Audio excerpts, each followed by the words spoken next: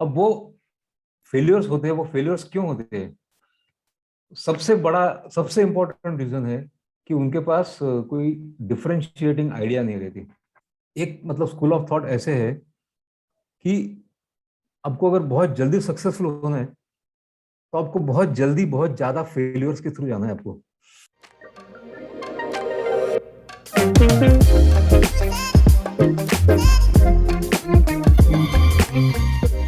Sir जैसे आपने बताया कि स्टूडेंट के पर्सपेक्टिव से भी क्रिएटिविटी का बहुत बड़ा रोल होता है, स्टूडेंट में भी और कॉर्पोरेट में भी क्रिएटिविटी का बहुत बड़ा रोल होता है। क्रिएटिविटी भी इसमें बहुत हेल्प करती है, वो है जॉब मेकिंग। आजकल जॉब सीकर्स की बजाय बहुत सारे लोग जॉब मेकर्स बनना चाहते हैं। तो उसके अंदर सर बहुत बड़े एंटरप्रेन्योर्स जैसे हम कह सकते हैं कि फ्लिपकार्ट निकल के आया, ओयो निकल के आया, पेटीएम निकल के आया और बहुत सारे ई कॉमर्स स्टार्टअप्स निकल के आए। सर एक एंटरप्रेन्योरशिप के पर्सपेक्टिव से सर क्रिएटिविटी का क्या रोल होता है sir? We know stories like Flipkart and OYO, वो सक्सेस स्टोरीज हमें मालूम है, हम सुनते हैं। जो मे बी 2001% और 0.5% और 0.1% पता नहीं, अपने को जो 99% और 99.5% जो फेल्योर है वो तो हम सुनते ही नहीं है। अब वो फेल्योर्स होते हैं, वो फेल्योर्स क्यों होते हैं? सबसे बड़ा, सबसे इंपॉर्टेंट रीजन है कि उनके पास कोई डिफरेंशिएटिंग आइडिया नहीं रहती। आज की तारीख में मैं कहूंगा कि सारा खेल है वो डिफरेंशिएशन का है खेल। कि आज अगर सपोज आज हम कुछ नया नया कुछ ओयो का मॉडल लेके आएंगे, या तो नया कुछ उबर का मॉडल लेके आएंगे, या नया सेम जो बिजनेस वो सक्सेसफुल हो गया, एक बाइजू सक्सेसफुल हो गया तो उसके पीछे हजार बाइजू आ गए, लेकिन वो कोई सक्सेसफुल नहीं हो पाए, क्योंकि डिफरेंशिएशन चाहिए। मैं तो कहूंगा कि creativity can be something like it's make और ब्रेक। एंड सर आपने जैसे क्रिएटिविटी की बात की, तो आज मैं मेरे एक सीनियर्स के साथ में बैठा था, उन्होंने एक बहुत बड़ी बात बोली कि अभी कोविड के टाइम पे मार्केट के अंदर स्टार्टअप्स और वी कैन से बिजनेसेस का जो सरवाइव करना है बहुत मुश्किल हो चुका है बिकॉज ऑफ द। तो मैंने कहीं ना कहीं पढ़ा था, तो मैंने वही उनको बताया कि अब भी मार्केट में आपको कंपटीशन करने के लिए बिजनेस में दो चीजों की बहुत ज्यादा जरूरत है। फर्स्ट इज इनोवेट या फिर कॉलैब। या तो आप किसी से कॉलैब करने की क्षमता रखते हो या फिर कुछ ऐसा इनोवेशन रखते हो ताकि आपके बिजनेस में थोड़ी सी वो थोड़ा सा वो सॉल्ट डाल के वो मार्केट के अंदर बहुत ही उसका उसको इंक्रीज किया जा करेक्ट, करेक्ट, एब्सोल्युटली। सके। तो आपने कहा सॉल्ट, मैं कहूंगा कि जो जो आखिरी का जो तड़का रहता है, वो तड़का, वो क्रिएटिविटी का तड़का रहता है, and that tadka makes all the difference. जब आप ये पैंडेमिक की बात कर रहे हैं तो अपने को तो मालूम है कि कितने हजारों बिजनेसेस सफर हो गए। Yes sir. लेकिन उसी पैंडेमिक में कुछ small percentage of businesses, handful of businesses, मतलब वो लोग तो मतलब कई मिलियनर क्रिएट हो गए, because they were able to adopt. They understood that connecting the same dots उससे नहीं चलने वाला है। They immediately look for a different dots. किसने तो डिजिटल कर दिया, किसने प्रोग्राम बना दिए।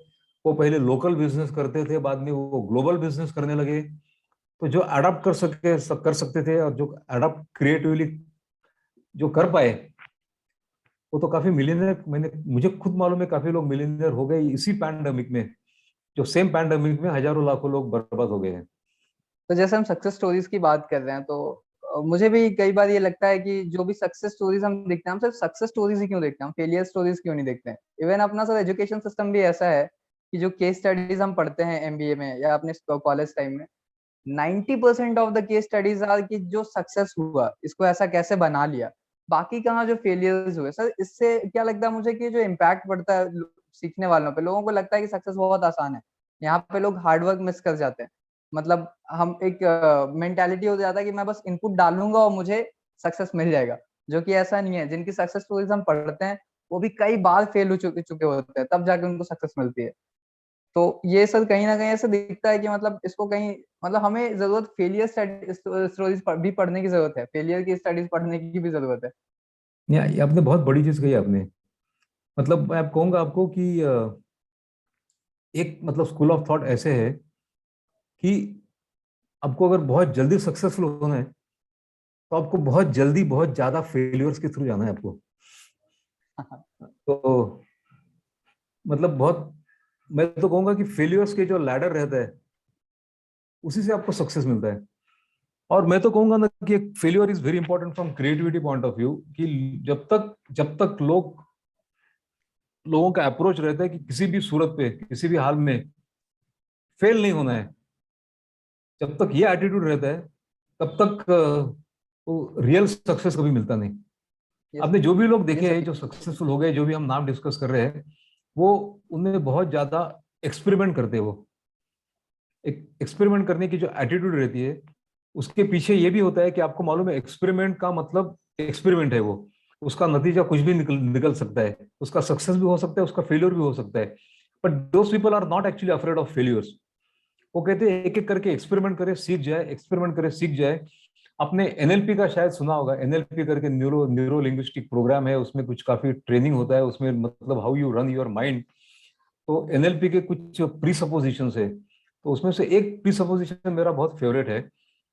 वो प्री सपोजिशन ये है, प्री सपोजिशन मतलब बिलीफ असम्पशन, वो एनएलपी वाले उसको प्री सपोजिशन कहते हैं। तो उनका ये है कि there is nothing like failure, there are only feedbacks. तो पूरा अलग एटीट्यूड है कि फेलियर नाम की कोई चीज ही नहीं है, मुझे तो फीडबैक मिला। अभी अपनी थोड़ी समय पहले अपनी एडिसन के बारे में बात हुई थी।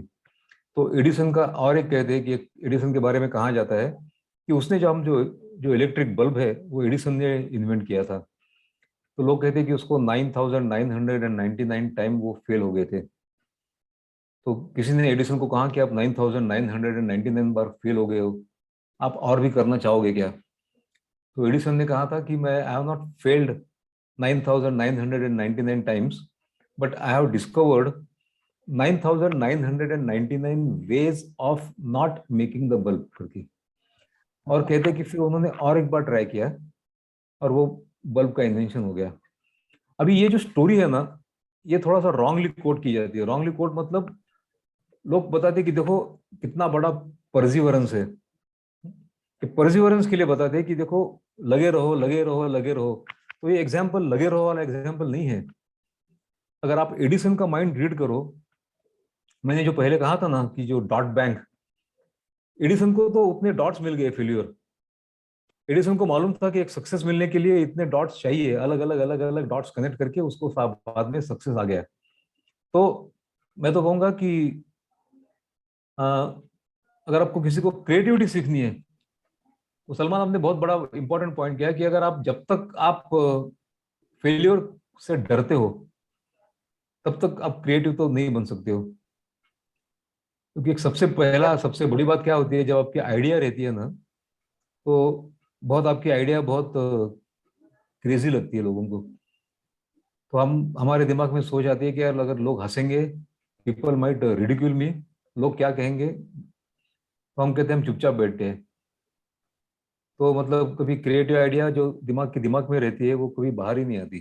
सर एक और बात अबाउट क्रिएटिविटी, मैं ऐसे पर्सनली बिलीव नहीं करता, बट मैंने कई लोगों को ऐसे बात करते सुना है कि क्रिएटिव पीपल जो होते हैं they are in their own world, वो अपनी दुनिया बनाते हैं and they are like they, मतलब एक रॉन्ग assumption है शायद कि they are not practical enough in their life. Sir do you agree to the statement, या फिर कितना आप हम्म। इसके बारे में आपने क्या व्यूज देना चाहेंगे? हाँ, मैं थोड़ा सा उसको अलग से कहना चाहूंगा। तो पहली चीज तो मैं ये कहूंगा कि अगर क्रिएटिव बनना है तो थोड़ा क्रेजी बनना सीखो। देखो, मुझे क्रिएटिव आइडिएशन करना है, मैं पहले से सोचूंगा कि आइडिएशन कर रहा हूँ, लेकिन आइडिया मेरी बहुत प्रैक्टिकल होनी चाहिए। अगर ये सोच से हम आइडिएशन करेंगे, पहले से सोचेंगे नहीं प्रैक्टिकल होना चाहिए, नहीं प्रैक्टिकल होना चाहिए, तो आपको कभी क्रिएटिव आइडियाज आ ही नहीं सकती। मैं तो कहूंगा आपको उल्टा करना है। अपने को वो एंड से शुरू करना है। वो एंड से मतलब start from the crazy idea. Crazy मतलब कम क्रेजी नहीं, थोड़ा ज्यादा क्रेजी करो। बहुत वाव आइडिया सोचो, मजा आ गया आइडिया सुन के, अरे ये तो बेस्ट आइडिया है। अब ये सोचो कि उसको प्रैक्टिकल किस तरह से किया जा सकता है। तो finally for creative idea to work, it has to be practical, correct ना? अगर प्रैक्टिकल नहीं तो मतलब it may not hit the ground, so you have to make it practical.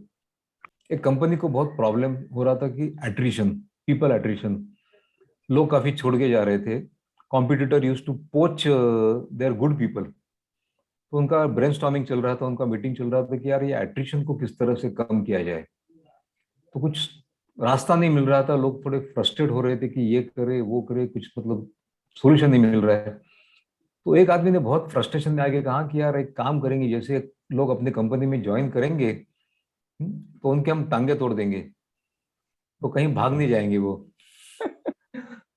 तो कुछ लोग मुस्कुराए, कुछ लोगों ने कहा कि ये तो बेवकूफी जैसी बात कर रहा है, कुछ लोगों ने कहा कि नहीं नहीं ये तो निगेटिव, ऐसी बात नहीं करनी चाहिए करके। तो वहां पे एक बंदा बैठा था, वो थोड़ा सा क्रिएटिव था, उसको वहां पे एक डॉट मिल गया।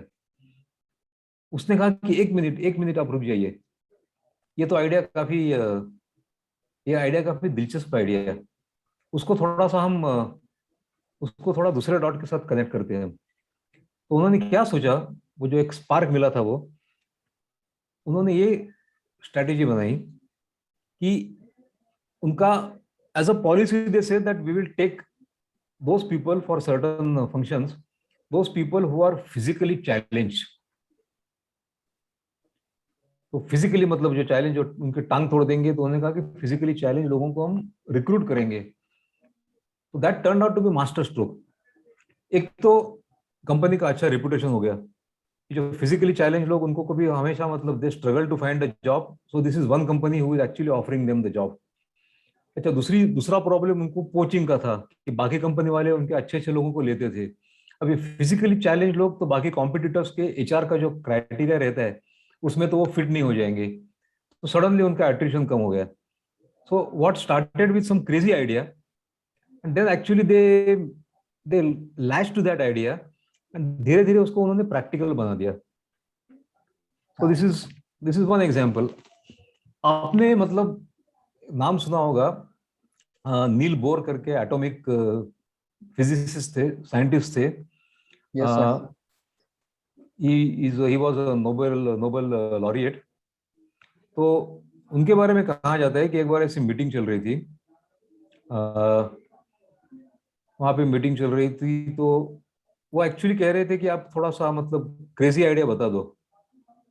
तो एक कलीग ने कुछ प्रेजेंट किया, तो उनका जो एक कोट है ना, तो आपको गूगल पे मिलेगा आपको उनको quote, it is something like that, I don't remember exactly. तो उन्होंने कहा था कि we all agree that your idea is crazy, but the question that we are asking is that is it crazy enough to change the world.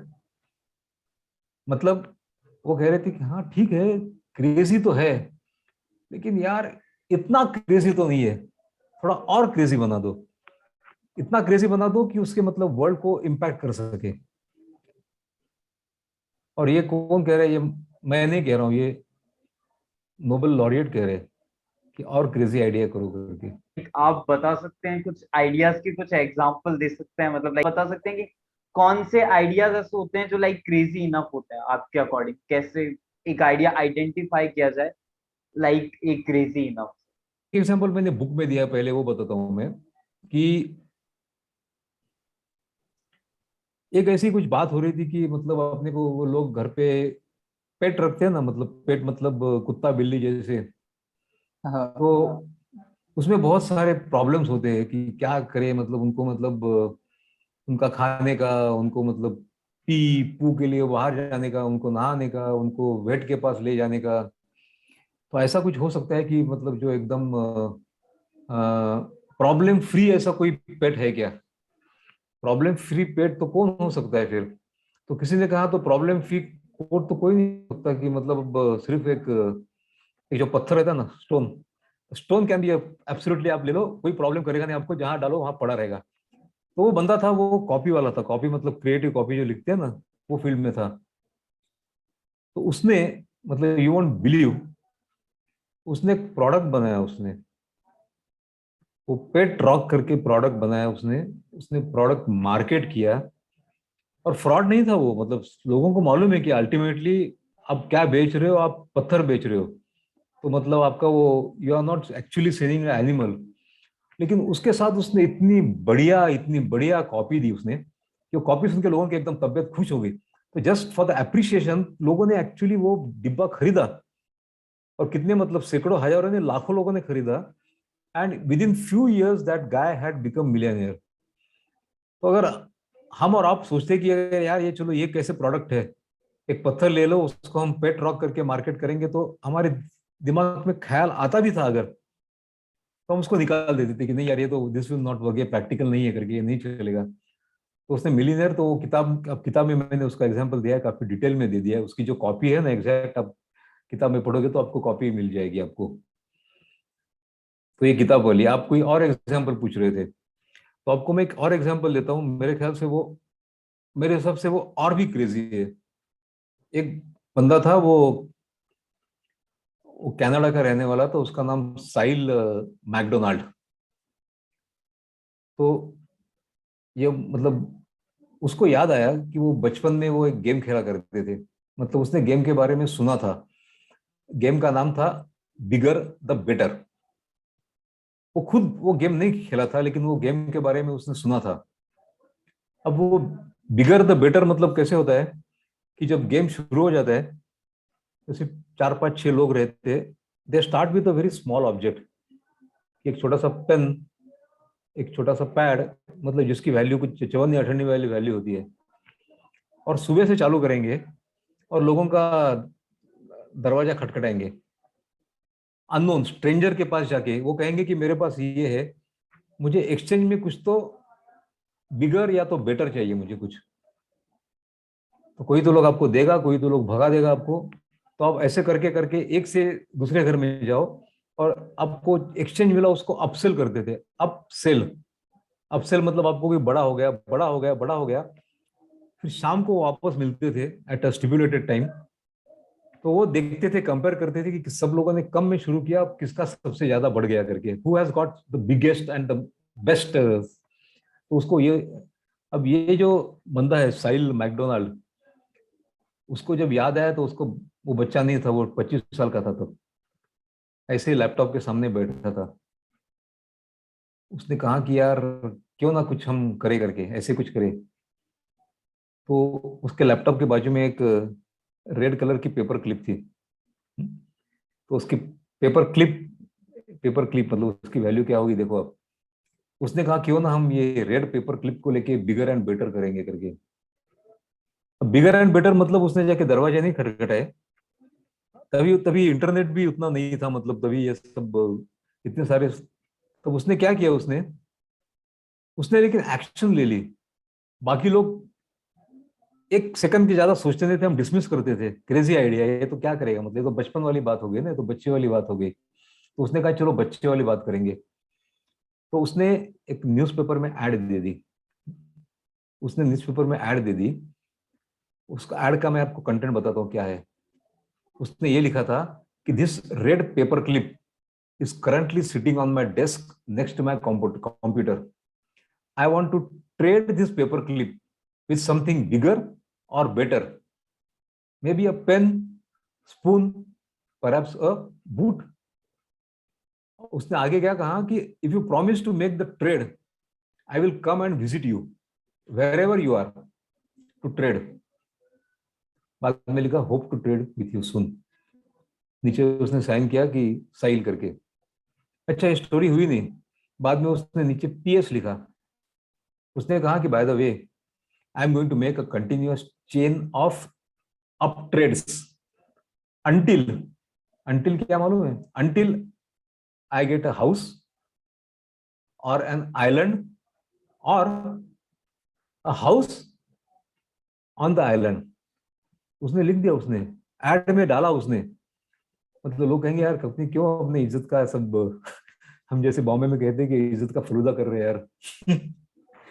मतलब एक तो तुम बेवकूफ हो और सब मतलब दुनिया को ये बता रहे हो कि हम बेवकूफ है करके। तो उसने किया, लेकिन उसके बाद नतीजा क्या निकला, उसने 14 उसने अपग्रेड किए, उसने 14 अपग्रेड किए एक साल में, पिन से चालू कर दिया। और फाइनली ये नतीजा है कि उसको एक 2 स्टोरीड वाली बिल्डिंग उसको मिल गई उसको। आप गूगल करके देख सकते हो। आप रेड क्लिप का एक डाल के देखो, ऐसे कुछ आपको कीवर्ड्स डाल के देखो। उसका नाम सरनेम मैकडोनाल्ड था, साइल या काइल करके नाम था उसका पहला। अपस्केल या अपट्रेड करके डाल के देखो, आपको पता चलेगा। उसने उसकी किताब भी लिखी है उसने। Bye the way he has come for Ted talk. उसको मतलब he is one of the most popular Ted talk है उसके ऊपर उसने बात की। आपको he is a TED speaker, आपको सब कुछ मिल जाएगा। तो उससे ज्यादा और क्रेजी चीज क्या हो सकती है उससे। हम क्या करते हैं, हम बहुत लोग लोग कंप्लेन करते हैं कि यार कंपनी कॉर्पोरेट में लोग कंप्लेन करते हैं कि हमारे बॉसेस हमारे आइडिया शूट करते हैं, हमारा एनवायरनमेंट है हमारे आइडिया शूट करता है। लेकिन हम एक चीज भूलते हैं कि सबसे पहले हमारे आइडिया को शूट करने वाले हम खुद रहते हैं। 99% of our ideas we ourselves shoot by judging them। क्योंकि क्यों शूट करते हैं? जैसे हमारी पहले बात हुई थी, क्योंकि हम फेल्यूर को डरते हैं। मोर देन फेल्यूर, फेल्यूर से ज्यादा हम किसको डरते हैं पता है आपको? फेल्यूर से ज्यादा हम रेडिक्यूल को डरते हैं। पीपल शुड नॉट रिडिक्यूल अस। लोग कहेंगे कि क्या बेवकूफ है मतलब ये आदमी। तो हमारा ये हमेशा डर रहता है कि अपने को, अगर बेवकूफ है भी तो भी लोगों को समझना नहीं चाहिए। अपने को दिखने में तो कम से कम इंटेलिजेंट दिखना चाहिए। तो इसलिए हम चुपचाप रहते हैं, कुछ आइडिया का मुंह नहीं खोलते। कुछ अच्छे आइडिया हो गए तो उसी को अंदर से ही हजम कर लेते हैं, लेकिन बाहर नहीं निकलने देते। ये चीज है। बाकी सर, जो आइडियाज ऑन डिमांड बुक है सर, वो कैसे किसी लाइक नॉर्मल पर्सन को एंड कैसे हेल्प कर सकती है टू गेट द क्रिएटिविटी, अपने अंदर के डॉट्स को कैसे क्लियर करने में हेल्प कर सकती है, या जो भी डॉट्स हैं जो किसी के दूसरे के सक्सेसेस हो गए या दूसरे के फेलियर्स हो गए, के फेलियर्स हो गए, उनको क्लियर करने में से कैसे हेल्प करेगी? हर तरह से करेगी। मतलब देखो क्या होता है कि आ, देखो हर एक की जिंदगी में, स्टूडेंट लाइफ में और ज्यादातर के प्रोफेशनल लाइफ में, एक बहुत बड़ा फेज होता है कि लोगों को लगता है कि हम स्टक हो गए, कि जो कर रहे वो हेट करते हैं, बिल्कुल अच्छा नहीं लगता। टॉक्सिक एनवायरनमेंट, काम अच्छा नहीं लगता, बॉस अच्छा नहीं लगता, बहुत सारा ट्रैवल अच्छा नहीं लगता, लेकिन कुछ दूसरा चारा नहीं है और कुछ कर नहीं सकते। तो क्रिएटिविटी तो पहली चीज क्या करता है, अपने को अनस्टक होने में मदद कर देता है। तो creative guy will never get stuck. दूसरी चीज, जितने सारे प्रॉब्लम होते हैं, क्रिएटिव गाय जो ऐसा रहता है वो प्रॉब्लम को अपॉर्चुनिटी में कन्वर्ट कर सकता है। प्रॉब्लम को अपॉर्चुनिटी में, ये दूसरी चीज हो गई। तीसरी चीज, C once you have a creative, then you can choose what you enjoy doing. अभी आपने सुना होगा कि लोग कहते हैं कि Monday morning blues, Monday morning blues या संडे नाइट ब्लूज। ये बहुत बार होता है कि वीकेंड अच्छा हो गया, संडे नाइट हो गया तो हम ऑफिस के बारे में सोचने लगते हैं, अरे बाप रे, हम कहते हैं पूरा मूड ऑफ हो गया। या मंडे तो इतना मतलब लोग हेट करते हैं कि अरे यार मंडे आ गया करके, कैसे वीकेंड खत्म हो गया समझ में नहीं आता है। तो उसमें मंडे की गलती कुछ नहीं है। उसमें गलती ये है कि हम जो चीज कर रहे हैं जो we are not passionate about, और लेकिन अब हम सोच नहीं सकते कि ये अच्छा नहीं लगता, ये करना पड़ता है, मेरी पैशन तो कहीं और है और मैं कर कुछ ये और रहा हूँ। तो अपने को जो पैशन फॉलो करने के लिए, वहां से पैसा कमाने के लिए, वहां से नेम एंड फेम करने के लिए आपको क्रिएटिविटी चाहिए। तो creativity something that helps you to enjoy what you are doing basically. Not only enjoy, and जब आप एंजॉय करते हो तब आप उसमें सक्सेसफुल होते हो। अभी समझो कल से वनडे मैच शुरू होने वाली है, कल से टेस्ट मैच शुरू होने वाली है। तो आज विराट कोहली क्या सोचता होगा? वो ये सोचता है अरे यार कल से मेरा फिर से काम चालू हो गया करके, ऐसे सोचेगा? वो तो नहीं। सोचता होगा कि मैं कब मैं मतलब पिच पे जाऊं, कब मैं पैड्स पहनूंगा, कब मैं ग्लोव्स पहनूंगा। तो जब पैशन और आपका स्किल, उसका जब संगम हो जाता है, then you get all name, money, fame, fortune, सब कुछ मिल जाता है, और वो क्रिएटिविटी से पॉसिबल होता है वो। सर कि thank you so much sir for the valuable time sir, it's been a great session sir, thank you so much. My pleasure. और मैंने जैसे पहले कहा था कि you guys are already connecting different dots, so इसलिए मतलब मैं तो I would always love to interact with more and more such people. तो मुझे भी बहुत मजा आ गया।